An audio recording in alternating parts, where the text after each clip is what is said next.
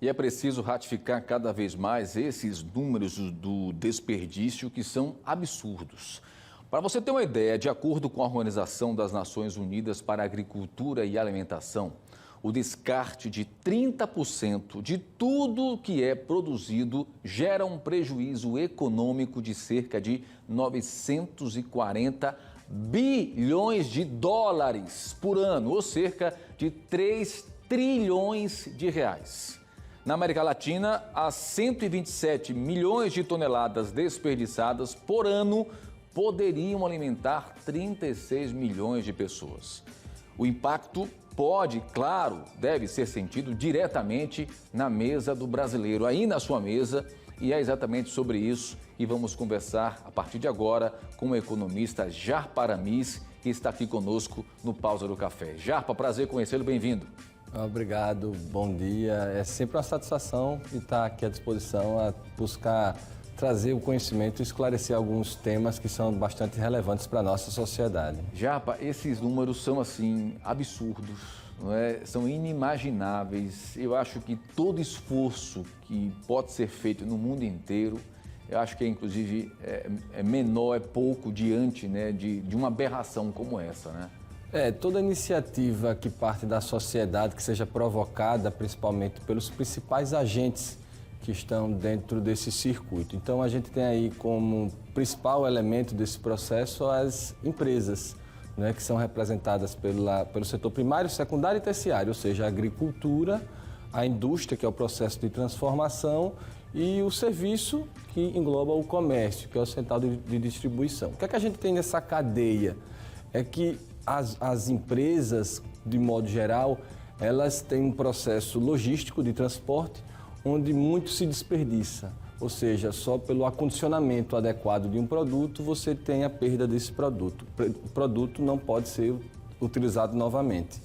Então isso é um ponto. Um outro ponto, você tem o lado do consumidor. O brasileiro tem o hábito de ter a mesa farta, né? Mas a gente esquece de tire o que quiser, mas também como que tirar, né? A gente enche o prato, fica lá aquele monte de comida no prato e joga no lixo.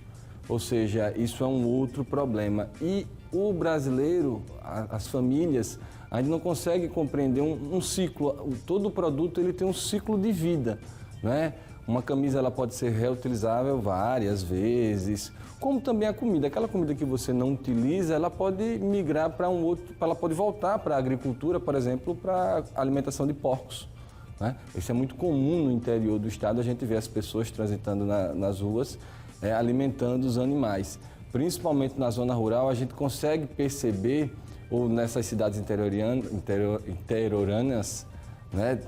Nós somos 102 municípios, a gente tem Maceió, Arapiraca, Delmiro, Palmeira, União, São Miguel, cidades um pouco de uma estrutura maior, mas o restante, maciça maioria, acredito que 90 municípios aí do estado, tem essa possibilidade de sim aplicar essas possibilidades de evitar o desperdício, de criar uma política, uma cultura de reaproveitamento de todo esse ciclo. E aí, como né? você mesmo disse, né, existe uma cadeia que tudo tem que funcionar de forma igualitária nessa grande engrenagem aí. Quando alguém deixa de fazer o seu papel, queira ou não, o impacto no bolso do trabalhador brasileiro, dentro de casa, no orçamento familiar, ele é inevitável, né?